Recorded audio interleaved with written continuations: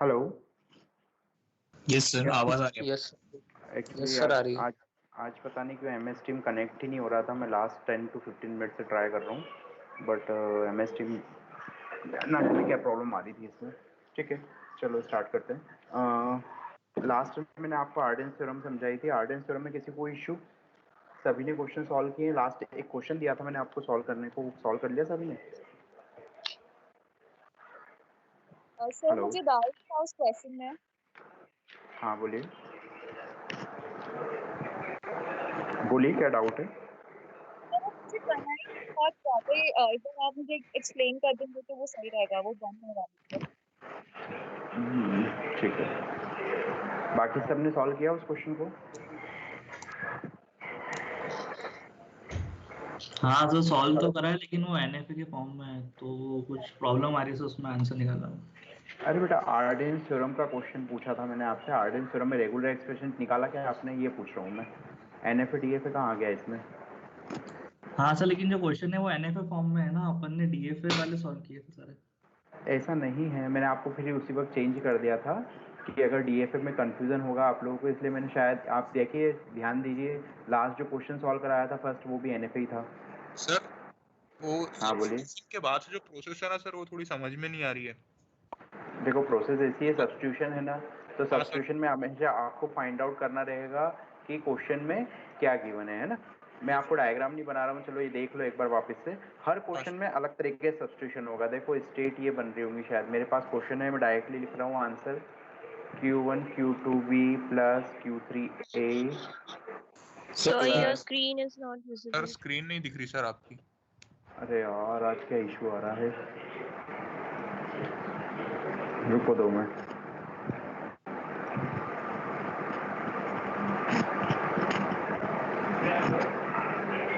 आई think अब show हो रही है ना?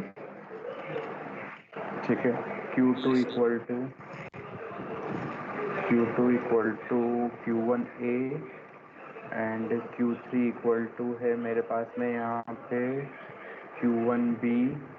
देन Q4 इक्वल टू है मेरे पास में यहाँ पे Q2A plus Q3B plus Q4A plus Q4B। ठीक है, ये क्वेश्चन है मेरे पास में। ठीक है, सभी की इस इक्वेशन डिज़ाइन हुई थी। ठीक है, अब मुझे फाइंड आउट क्या करना है, Q1 का आंसर फाइंड आउट करना है। मुझे पता है Q1 का आंसर फाइंड आउट करना है, तो मुझे बेसिकली किसका आंसर चाहिए, Q2 का आंसर चाहिए और Q3 का आंसर चाहिए। ठीक है, अगर Q2 और Q3 का आंसर मिल जाएगा तो मेरा क्वेश्चन सॉल्व हो जाएगा, है ना। सिंपल सी टर्म है। तो मैं क्या करूँ यहाँ पे, क्या सब्स्टिट्यूशन करूँ जिससे कि मेरा क्या हो जाए, Q1 में क्या हो जाए, R equal to Q plus RP वाला फॉर्म हो जाए। R equal to Q plus RP का फॉर्म डिज़ाइन हो जाए। मतलब यहाँ पे Q1 हो, यहाँ पे Q1 हो, यहाँ पे समथिंग कुछ हो और यहाँ पे समथिंग कुछ हो। तो यहाँ पे समथिंग क्या होगा, नल होगा। 100% श्योर है क्योंकि अपनी इनिशियल स्टेट है। यहाँ पे कुछ एक्स्ट्रा अपने पास में होना चाहिए। तो बेसिकली अपने को क्या करना है, Q2 और Q3 को यहाँ से हटाना है मुझे एनी हाउ करके, है ना। एनी हाउ मुझे Q2 और Q3 को यहाँ से क्या करना है, रिप्लेस करना है ना। तो Q2 और Q3 की वैल्यू अगर मैं डायरेक्ट में इसे पुट कर दूँ तो मेरा काम हो सकता सर है। Q3 इक्वल टू Q1A है, Q1B नहीं है। Q1A है यहाँ पे, Q3 इक्वल टू Q1A है। ये यस। Q1A है क्या बच्चों, एक बार देख लो सभी लोग। Yes sir. ये भी Q3 इक्वल टू Q1A है। Q3 equal to Q1A। Okay ठीक है, अगर Q1A है तो Q1 लिख लीजिए आप यहाँ पे। ठीक है, तो ये अगर मेरा यहाँ पे अगर इन दोनों की वैल्यू में डायरेक्ट सब्स्टिट्यूट कर दूँ तो मेरा काम हो सकता है कि मुझे एनी हाउ क्या करना है, Q2 और Q3 को रिप्लेस करना है। तो Q2 और Q3 को रिप्लेस करने के लिए अपने को Q2 और Q3 की वैल्यू चाहिए। तो Q2 और Q3 की वैल्यू क्या है मेरे पास में, Q2 और Q3 की वैल्यू क्या है, Q1A और Q1A। तो यहाँ पे Q1 को मैं लिख सकता हूँ यहाँ पे Q1AB प्लस Q1AA प्लस नल। सर ए भी आएगा। सर कहाँ एक पे? ही है। सर Q3B आएगा। एक मिनट सर रुको, Q3 की value Q1 Q2B plus Q3B है। यहाँ पे BA है। यहाँ पे B आएगा सर। अच्छा यार, मैं एक स्टेट मैंने गलत लिख दिखा है यहाँ पे B है, ऐसा बोल रहे हो तुम? Q3 sir. तो मैंने Q3 पे पहले B तो लिखा था, ये बच्चे ने चेंज तो कराया अब यार मुझसे।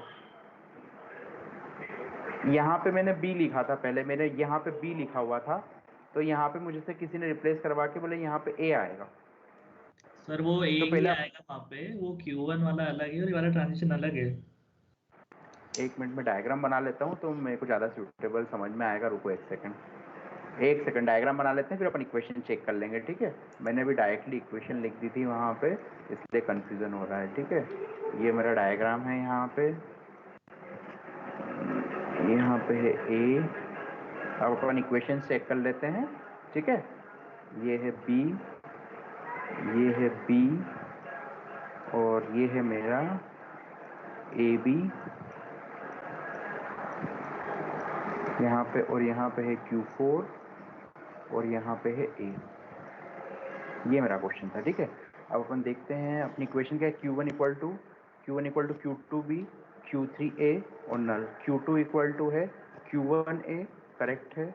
और Q3 इक्वल टू है मेरे पास में Q1B, करेक्ट है। Q4 equal to Q2A, Q3B और Q4A प्लस B, करेक्ट है। यहाँ तक का आपको अब यहाँ तक का समझ में आया। अब मैं ये वाला आंसर है ना कहाँ पे पुट कर रहा हूँ, यहाँ पे पुट कर रहा हूँ, और ये वाला आंसर कहाँ पुट कर रहा हूँ, यहाँ पुट कर रहा हूँ, ठीक है। तो ये वाला आंसर जब यहाँ पुट होगा तो क्या हो जाएगा Q1AB, Q1AB, और ये आंसर क्या हो जाएगा, यहाँ पे हो जाएगा Q1BA। अब किसी को कुछ कंफ्यूजन? सर Q1 और Q3 के एरो रिवर्स है, मतलब जो कल आपने क्वेश्चन दिया था उसमें एरोस अपोजिट डायरेक्शन। हाँ सर, मैंने भी ऐसे ही बोला। मतलब मैंने जो क्वेश्चन दिया था उसमें एरो मैंने उल्टे कर दिए थे, कहाँ पे, Q1 और Q3 में। यस। कोई इशू नहीं है, मेरी बात सुनो, मैं ये वाला क्वेश्चन सॉल्व करा रहा हूँ, तुम लोग ये वाला क्वेश्चन कॉपी कर लो, तुमको जो क्वेश्चन मैंने कल दिया था तुम वो वाला सॉल्व कर लेना। Yes sir.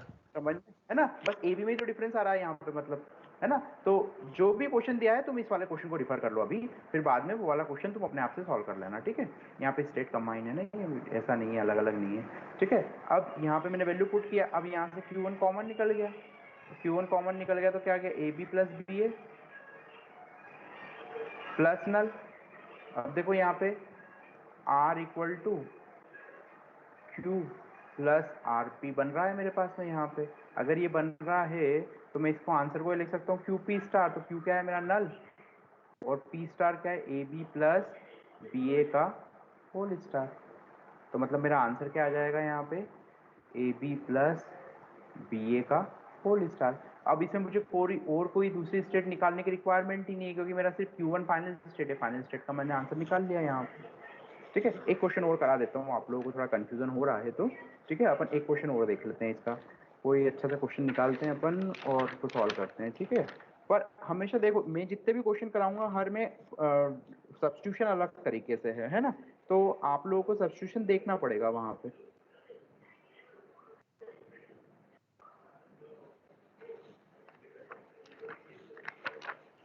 आपको कर करके रफ में करके देखना होगा। हाँ बोलिए सर। जैसे लास्ट 2 स्टेप्स में जो A B plus B A का होल स्टार आया है, कभी वहाँ पे A B plus A B का होल स्टार आएगा तो डायरेक्टली ए बी लिख सकते हैं क्या, ए बी का whole star, A B plus A B का whole star, A B plus A B. हाँ तो A B plus A B तो ए बी होगा ना, यहाँ पे Yes, मतलब ए बी है, यहाँ पे भी ए बी है, तो ए बी, इसको ऐसा भी लिखे रहने दोगे तो भी कोई फर्क नहीं पड़ता, और नॉर्मली लिख दोगे यहाँ पे लिखा तो भी कोई फर्क नहीं पड़ रहा है ना। इसका मतलब ये हो गया a+2 का स्टार बात बराबर है ना, तो उससे कोई फर्क नहीं पड़ रहा है वहाँ पे। एक क्वेश्चन और अपन लेते हैं,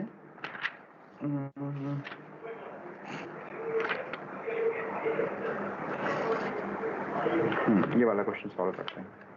ये रफ कर दूं सभी को, कोई लिख रहा है क्या आंसर, ठीक है। अगर लिखा नहीं है तो सॉल्व करने की कोशिश करना आप लोग, ठीक है। बहुत इजी था ये वाला क्वेश्चन तो वैसे बेसिकली। अब अपन नेक्स्ट क्वेश्चन स्टार्ट करते हैं। ये वाला क्वेश्चन एक और ट्राई कर लेते हैं अभी, आर्डियंस थ्योरम का, और नेक्स्ट टर्न पे अपने छोटे छोटे 2-3 टॉपिक बचे हुए हैं वो करेंगे अपन।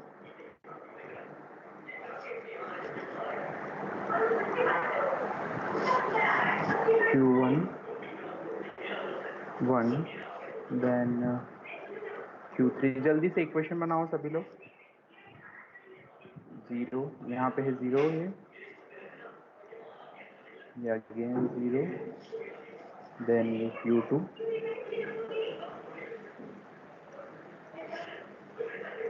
ये 0 यहाँ पे, देन ये डायरेक्शन है यहाँ पे 1, और ये वाला ट्रांजिशन है यहाँ पे 1। ठीक है, ये जल्दी से अब इसको मुझे ऑटोमेटा रेगुलर एक्सप्रेशन डिजाइन करना है। ठीक है, तो इट लिटिल बिट डिफिकल्ट, इतनी आसानी से नहीं होगा, तो सभी लोग पहले इक्वेशन लिख लो, फिर बताता हूँ। Sir final state. हाँ, फाइनल स्टेट नहीं बनाई मैंने क्वेश्चन में, Q3 मेरी फाइनल स्टेट है यहाँ पे, Q3 क्या है, फाइनल स्टेट है। ठीक है,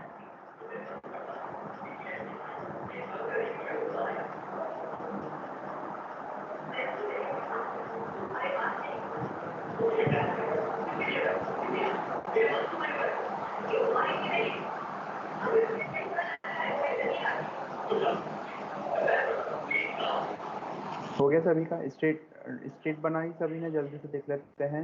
Q0 की स्टेट निकलेगी Q0 0 plus Q2 0 plus Q3 0। ठीक है, प्लस नल इनिशियल स्टेट है। Q2 की इक्वेशन होगी यहाँ पे Q0 1 प्लस Q1 1 प्लस,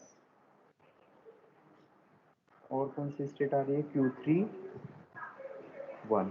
ठीक है, ये 0 इसका है ना, ये वाला 0 यहाँ पे लिखा हुआ है, ये वाला 1 यहाँ पे दिया हुआ है। देन Q2 की इक्वेशन बन रही है मेरे पास में Q2 0 नहीं, Q1 0 ओनली, Q1 0, और Q3 की इक्वेशन है मेरे पास में यहाँ पे Q2 1। अब मेरा बेसिकली एम क्या है, Q3 का आंसर निकालना। Q3 के लिए किसका आंसर निकालना पड़ेगा, Q2 का आंसर निकालना पड़ेगा। Q2 के लिए किसका आंसर निकालना पड़ेगा, Q1 का आंसर निकालना होगा। ठीक है, एक मिनट, ये 0 है ना, ये Q1 का आंसर निकालना होगा। देन Q1 का आंसर यहाँ पे है मेरे पास में। अब Q1 यहाँ पे, और Q0 यहाँ पे क्या है, Q0 यूज हो रहा है। अब Q0 में Q0 Q2 Q3 Q सब यूज हो रहा है, तो अपने को क्या फाइंड आउट करना होगा कि अपन कैसे क्वेश्चन सॉल्व कर सकते हैं। तो आपको क्या करना होगा, रफ में सब्स्टिट्यूशन कर करके देखने होंगे। ये क्वेश्चन लिटिल बिट डिफिकल्ट है, इसलिए मैं आपको बता रहा हूँ। ठीक है, तो सबसे पहले मैं एक काम करता हूँ, मुझे कुछ समझ में नहीं आ रहा है इसके अंदर, मुझे सबसे पहले Q3 का आंसर निकालना है। Q3 में Q2 का यूज हो रहा है, ये स्टेट कौन सी थी यहाँ पे, Q1 थी है ना। यहाँ पे Q1 में किसका है, Q1 और Q3 इसका यूज हो रहा है। तो यहाँ पे मुझे रिलेवेंसी थोड़ी सी दिख रही है, तो मैं काम करता हूँ, इसका आंसर इसमें पुट कर देता हूँ। तो Q3 का आंसर पुट कर दिया मैंने किसमें, Q2 में। तो Q2 का आंसर क्या हो गया मेरे पास में, Q2 1 0। ठीक है, अब है ना, Q2 1 0, एक मिनट, हाँ Q3, एक मिनट एक काम, सॉरी मैंने कुछ गलती करी है अभी ना। Q3 आंसर, सॉरी एक मिनट उल्टा कर दिया मैंने, वापस देखते रुको। मैं क्या बोल रहा हूँ, यहाँ पे Q3 का आंसर क्या पुट कर दूँ, Q2 का आंसर यहाँ पुट कर दूँ, सॉरी यहाँ तो Q3 है ही नहीं, मैं पुट कहाँ से करूँगा यहाँ पे। तो Q2 का Q3 इक्वल टू क्या है मेरे पास में, Q2 1 है, तो Q2 की वैल्यू क्या है, Q1 0 और 1। तो ये आंसर क्या हो गया मेरे पास में, Q1 0 1। इतना सभी को समझ में आया। मैंने क्या किया, यहाँ पे देखो, इस स्टेट पे देखते हैं, तो यहाँ पे Q0 है, यहाँ पे Q1 है, और यहाँ पे Q3 है। तो ये Q3 किस फॉर्म में आ गया, Q1 के फॉर्म में आ गया। तो Q2 को क्या लिख सकते हैं अपन यहाँ पे, अब Q2 था मेरे पास में Q0 1 plus Q1 1 plus Q3 1। तो इसको क्या लिख सकता हूँ मैं यहाँ पे, Q0 1 प्लस Q1, तो एज इट इज रहने देते हैं, और Q3 का आंसर क्या हो गया, Q1 0 1। तो यहाँ पे मैं इस तरीके से लिख सकता हूँ, Q0 1 प्लस Q1 ब्रैकेट में 1 प्लस 0 1। ये हो गया मेरा Q2 है ना, ये क्या हो गया, Q2 हो गया।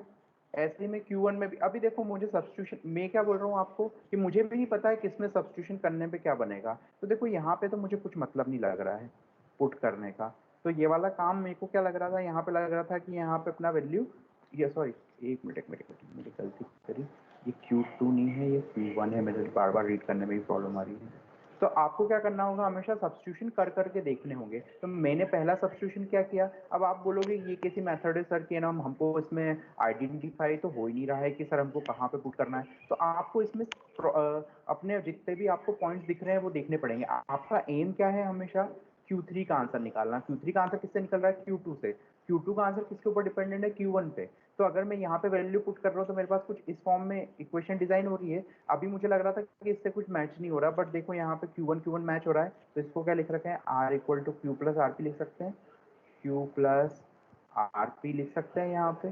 तो ये क्या हो जाएगा मेरे पास में, Q01 1 प्लस 01 का होल स्टार मेरे पास में आ गया। किसका आंसर, Q1 का। जबकि ये आंसर अभी भी एक्चुअल आंसर नहीं है, पर मैं फिर भी इसको अपने पास कंसिडर करके रखता हूँ, हो सकता है इसका आंसर मुझे यूज आ जाए। तो देखो पहली बार में मेथड हो सकता है आपसे एग्जैक्टली सॉल्व ना हो, है ना, लेकिन आपको कर करके कॉम्बिनेशन बना के देखना पड़ेगा कि R equal to Q plus RP के फॉर्म में आ रहा है क्या। आप 5 7 10 क्वेश्चन कर लोगे तो आपको खुद को समझ में आने लग जाएंगी चीजें, ठीक है।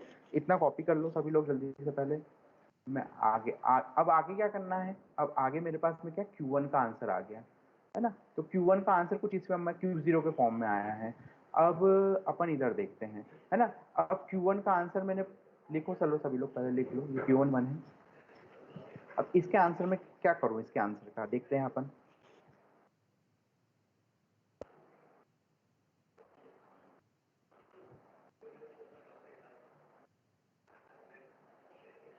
लिख लिया सभी ने, कंटिन्यू करें आगे। अब मैं Q0 का आंसर, यहाँ पे Q1 के रिफ्लेक्ट में किसका आंसर आएगा, Q0 का आंसर आ गया। तो इस आंसर को मैं पुट कर दूं यहाँ पे। तो इसका आंसर पुट किया किसमें, इसको इक्वेशन 1 कंसिडर कर लेता हूँ। इक्वेशन पुट इन 1, इक्वेशन जो भी आंसर है पुट इन Q0। तो Q0 में पुट करा तो देखते हैं अपन क्या बन रहा है मेरे पास में, Q0 प्लस Q20। तो Q20 को तो अभी एज इट इज लिख लिया मैंने, और Q3 है ना, और Q30, ये इक्वेशन थी मेरी, प्लस नल था यहाँ पे, ठीक है। ये इक्वेशन है मेरी यहाँ पे। अब देखो इधर ध्यान दो, तो Q2 का आंसर क्या है, Q10। तो Q2 को क्या लिख सकता हूँ मैं, Q10 लिख सकता हूँ यहाँ पे। Q2 को क्या लिख सकते हैं अपन, Q10 पुट कर सकते हैं यहाँ पे, है ना। और Q3 को पहले ही मैं क्या कर चुका हूँ यहाँ पे, देखो Q101 ये लिखा हुआ है, देखो यहाँ पे इक्वेशन के फॉर्म में भी लिख सकते हो आप, इक्वेशन की वैल्यू पुट करिए अपन ने, Q1010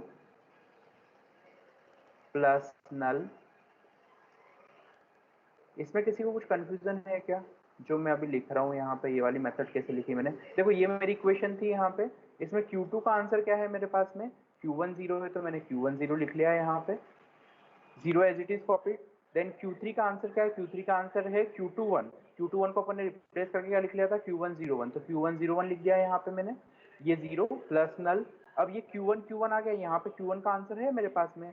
Q1 का आंसर क्या है, Q00 पूरा लिख लेते हैं अपन। देन Q01 1 प्लस 01 का whole star into 00 plus same as it is Q1 का आंसर यहाँ पे ही पुट कर दूं, तो Q01 1 प्लस 01 का होल स्टार, है ना। और यहाँ पे क्या है, 010 तो 010 प्लस नल।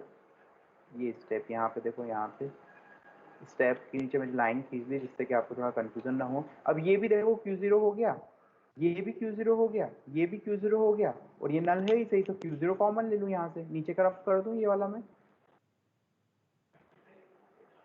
समझ में आया कि नहीं, देखो अब ये थोड़ा फंडा ही अलग हो गया यहाँ पे, है ना। तो सब्स्टिट्यूशन की कोई भी मेथड नहीं है। सब्स्टिट्यूशन में हमेशा आपको देखना है कि आपको फाइनल स्टेट में कौन सी स्टेट का आंसर चाहिए, तो आपको एनी हाउ उस स्टेट का आंसर निकाल के लेके आना है। तो यहाँ से मैंने Q0 कॉमन लिया, क्या हुआ, 1 1 प्लस 01 का whole star into 00 plus 1 1 plus 01 का होल स्टार इंटू 010, और इसके बाद में है नल।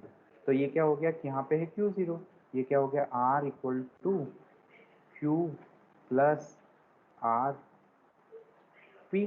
R equal to Q plus R P का फॉर्म क्रिएट हो गया, R equal to Q plus R P का फॉर्म क्रिएट हो गया। तो मैं इसको यहाँ पे क्या लिख सकता हूँ, Q0 का आंसर आ गया मेरे पास है, मतलब तो Q0 का आंसर क्या आ जाएगा मेरे पास में? 0 नल इंटू नल, तो मतलब वही रहेगा वहाँ पे 0 इंटू 1 प्लस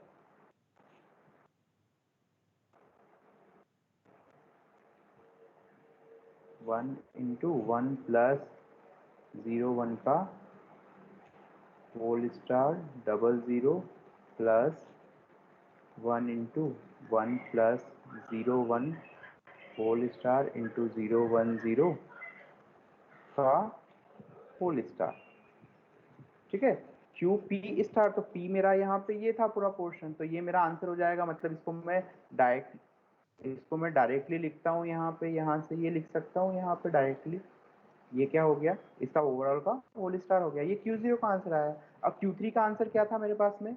Q3 का आंसर है Q101। ये देखो Q3 का आंसर लिखा हुआ है Q101, और Q1 की इक्वेशन क्या है मेरे पास में? ये लिखिए Q1 की इक्वेशन, ये देखो equation 1, Q0 answer put in equation 1। Equation 1 में मैं आंसर पुट करता हूँ, तो इक्वेशन 1 कौन सी है? मेरी ये लिखी हुई देखो यहाँ पे लास्ट में, तो मैं ये वाला पार्ट और रफ कर देता हूँ यहाँ पे। ये मुझे इक्वेशन 1 में क्यों पुट कर रहा हूँ? क्योंकि मुझे Q3 का आंसर निकालना है। Q3 का आंसर किसके थ्रू आया है? Q1 के थ्रू आया है। तो Q1 का आंसर क्या हो जाएगा? ये टोटल ये जो वैल्यू है इसको एज इट इज कॉपी करा है यहाँ पे मैंने, इस पूरी वैल्यू को, और इनटू में क्या हो जाएगा यहाँ पे? Q1 की वैल्यू क्या है? ये थी Q01। ये देखो यहाँ पे इसकी आंसर ये वाली इक्वेशन में है ना। तो Q0 का answer as it is put किया इंटू 1 1 प्लस 0 1 का होल स्टार। ये किसका आंसर आया यहाँ पे? Q1 का आंसर आया।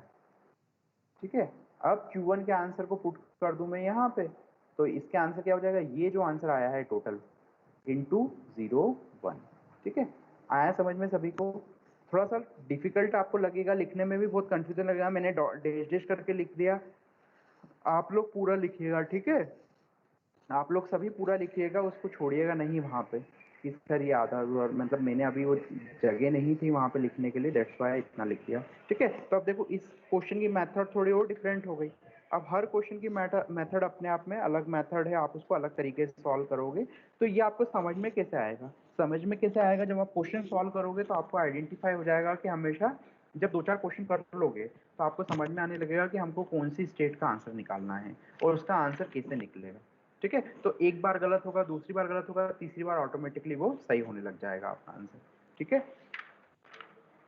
चलिए बाकी अपन नेक्स्ट क्लास में देखते हैं। किसी को कुछ इशू? लिख लो आप लोग आंसर, कुछ कंफ्यूजन हो तो पूछ लो कि सर कैसे निकला या कैसे आया आंसर। आप लोगों को कुछ कंफ्यूजन लग रहा हो तो पूछ सकते हैं।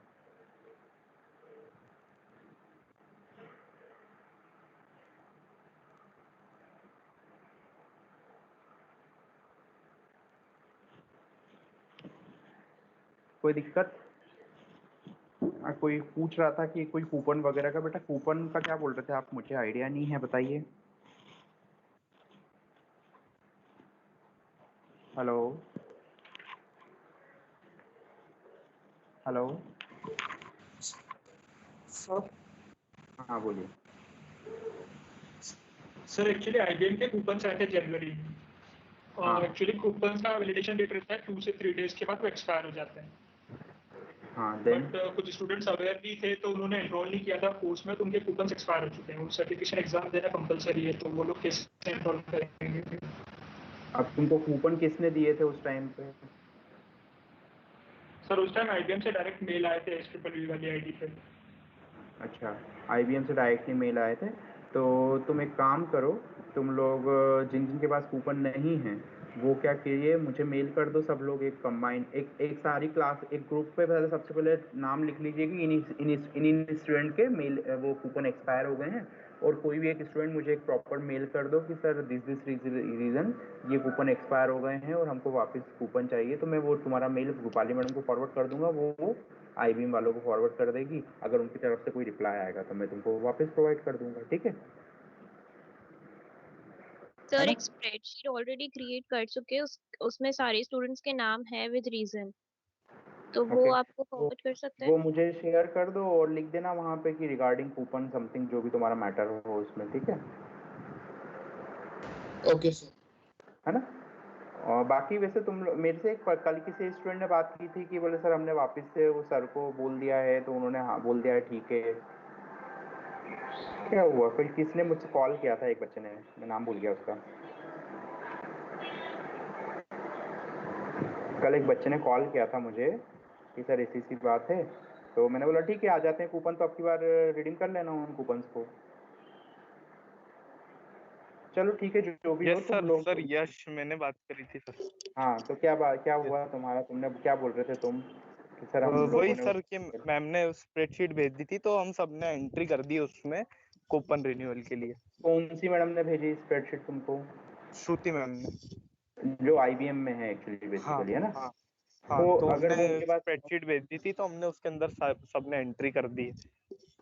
हाँ तो मतलब तुम्हारी क्वेरी IBM वालों के पास पहुंच गई है। हाँ हाँ तो यस फिर सर। उसमें कोई इश्यू वाली बात ही नहीं है ना, वो तुमको प्रोवाइड कर देंगी कूपन अगेन, यस है ना। मतलब यस मुझे एक्चुअली मैटर समझ में नहीं आया, तुम लोगों को कूपन मिले नहीं है क्या? वो उनने मैडम ने क्या बोला तुम लोगों से कि नहीं कूपन मिल सर, जाएंगे मिल गए तुमको? थे बट वो एक्सपायर हो गए थे। अरे वो तो ठीक है, वो तो छोड़ो, अभी का करंटली बताओ, अभी तुमने जो स्प्रेडशीट बना के अभी भेजी है अभी अभी उसमें कुछ मैडम ने क्या मतलब बोला अभी सर तुमको? रिस्पांस नहीं आया है सर अभी। तो उन्होंने मंगवाई होगी ना तुमसे। हाँ, वो उनने मैम ने बोला था कि ये शीट फिल कर दो, फिर उसके हाँ बाद वो फर्दर प्रोसीड कर देंगी। तो बस शीट सर पहुंच उसमें गई ना बहुत उनके सारे पास। इश्यूज हैं सर उसमें बहुत जैसे सारे इश्यूज हैं। श्रुति मैम SME है सर, तो वो सीधा डायरेक्टर सर से बात करेंगे, वो रूपाली मैम से भी बात नहीं करेंगे। और उसमें हाँ भी तो सर ठीक है, केसेस ऐसा है कि 4 दिन के बाद ही 4 दिन बचे हैं डेडलाइन के, जिस दिन आप लोगों को कोर्स कंप्लीट करके हमको स्क्रीनशॉट शेयर करना थे। तो एक्चुअली जब कल अनिल सर को डेटा चाहिए था कि कितने स्टूडेंट्स का कंप्लीट हो गया है, तब जाके क्लास वालों को पता चला है कि ये इस टाइप का कोर्स भी हो रहा है और सर्टिफिकेशन एग्जाम भी देना है। तो यार ये तुम 4 दिन लोगों में कैसे कंप्लीट होगा ये भी कंसर्न रहेगा, और फिर बहुत सारी चीजें हो जाएगी, तो इसलिए वो तो फिर बहुत लंबा ये, चौड़ा कहानी हो जाएगा। हाँ तो ये सब चीजें जब कूपन मिले थे तब क्यों नहीं तुमने रिडीम किए कूपन? सभी लोगों ने उसको यूज क्यों नहीं किया था तुम लोगों ने उस टाइम पे? उस वक्त तुमको ये सर्टिफिकेशन एग्जाम का कोई आइडिया नहीं था क्या?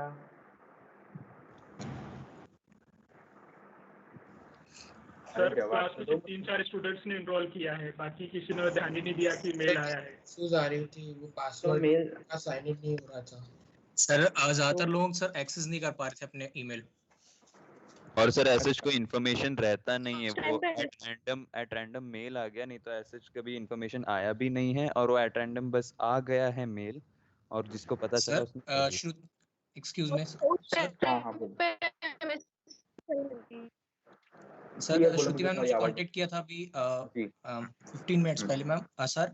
उन्होंने कहा कि आप मतलब फिल कर दो, उन्होंने जो शीट भेजी थी वो फिल करने के लिए, और वो बोल रहे हैं कि मतलब वो एक्सेस कर देंगे, और कोई सा इशू नहीं। हाँ तो ठीक है, एक काम करो, तुमने ही बात की थी ना अभी, तुम एक काम करो, तुम्हारे पास ही श्रुति मैडम का नंबर है अभी वापस से, तुम आज शाम को फिर से कम्युनिकेट कर लेना उनसे एक बार अगेन कि sir madam what about the coupons. तो वो जो भी रिप्लाई करती है वो मुझे बताना, फिर अगर वो बोलती है कि कूपन वो एक्सेस हो रहे हैं तो ठीक है। और सर्टिफिकेशन एग्जाम का ऐसा है, मुझे एक्चुअली मैं अभी तुम्हारी क्लास में अभी 1 महीने से हूँ, तो मुझे आइडिया भी नहीं है कि कौन सी सर्टिफिकेशन एग्जाम, कैसी सर्टिफिकेशन एग्जाम, ठीक है, मुझे कुछ भी आइडिया नहीं है। तो तुम लोग एक काम करो कि वो जैसे ही कूपन मिलते हैं उस कूपन को रिडीम करो, देन उसको यूज़ करके और इन्हें क्या बोलते हैं एनरोल करके सबसे पहले कोर्स स्किप करना, और वो टेस्ट जो उनका कंडक्ट होता है वो टेस्ट देने के लिए पहले प्रोसेस कर लेना। अगर तुम्हारे पास टाइम हो 2 दिन में तो उसको संडे को बैठ के पढ़ लेना और फिर उसको टेस्ट दे देना। Okay sir. ठीक है, और जिन लोगों ने टेस्ट दे दिया है, जैसे 4-5 जो स्टूडेंट हैं जो जिन लोगों ने रिडीम जो मतलब पढ़ लिया हो उसके बारे में, वो अपने फ्रेंड्स को हेल्प कर ले थोड़ा। हाँ सर। है ना। और क्योंकि अब इसमें मैं मतलब क्या हेल्प करूं, मुझे समझ में नहीं आ रहा है। मैं तुम्हारे लिए मतलब अगर मैं प्रोसेस करूंगा तो ज़्यादा लेंदी होगी एज कम्पेयर टू तुम है ना वो श्रुति मैम से डायरेक्टली कम्युनिकेट करोगे तो। नहीं सर, उसका रीजन ये एक्चुअली सर आपको बताना जरूरी है सर, इसलिए बता रहे हैं मतलब। हाँ सर हाँ आप तुम क्लास बता, कोऑर्डिनेटर हैं तो बताना जरूरी था हाँ सर। हाँ वो कोई इशू नहीं है उसमें, ऐसा कोई बड़ी बात नहीं है, ठीक है। तुमने कोर्स उस वक्त नहीं किया था, अब कर रहे हो, उसमें कोई दिक्कत वाली बात नहीं है, चलो ठीक है। ठीक है करो सभी लोग, और वो श्रुति मैडम से कम्युनिकेट कर लो सभी, जो एक पर्टिकुलर एक स्टूडेंट कोई भी कम्युनिकेट करो श्रुति मैडम से, और उनके जो भी उनका रिस्पांस आता है वो मुझे बता देना। और अगर कंपलसरी है तो अरुण सर जो हैं उनसे भी कम्युनिकेट कर सकते हो। अरुण सर जो तुमको AI पढ़ा रहे हैं ना, उनसे भी आप लोग कम्युनिकेट कर सकते हो, वो IBM के हैं तो वो आपको ज़्यादा बेटर रिस्पॉन्ड करेंगे, क्योंकि मेरे अगर तुम मुझे करोगे तो मैं पहले रूपाली मैडम को करूँगा, फिर रूपाली मैडम IBM वालों को फॉरवर्ड करेंगे, तो वो ज़्यादा लेंदी प्रोसेसर होगी एज कम्पेयर टू तुम लोग डायरेक्ट करो तो। ठीक है ना? अगर नहीं होता तो फिर मुझसे बताना, ठीक है, मैं बात कर लूँगा और, है ना? Yes sir. ठीक है, चलो और कोई क्वेरी है क्या? चलो ठीक है, बाकी मेरे नेक्स्ट लेक्चर मेरा वापस से है, ठीक है।